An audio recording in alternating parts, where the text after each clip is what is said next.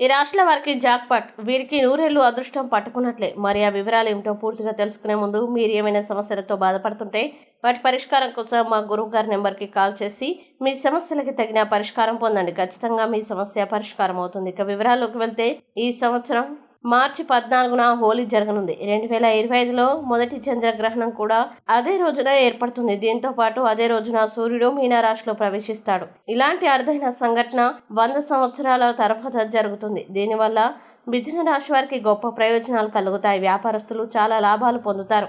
ఉద్యోగం చేసేవారికి జీతం పెరుగుతుంది. పదోన్నతి వచ్చే అవకాశం ఉంది. విదేశాలకు వెళ్ళాలనుకునే వారికి మంచి అవకాశాలు వస్తాయి.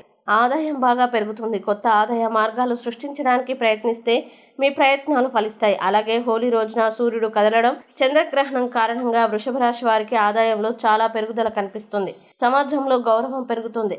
వ్యాపారస్తులు మంచి లాభాలని పొందే కొత్త ఒప్పందాలు చేసుకుంటారు. కలిసి వ్యాపారం చేసేవారు మంచి లాభాలు పొందుతారు. పెట్టుబడులు పెట్టి ఉంటే వాటి నుండి లాభాలు వస్తాయి. ఇంకా కర్కాటక రాశిలో జన్మించిన వ్యక్తులు హోలీ రోజున సూర్యుడు కదలడం, చంద్రగ్రహణం కారణంగా అదృష్టంకి సంబంధించి పూర్తి మద్దతు పొందుతారు.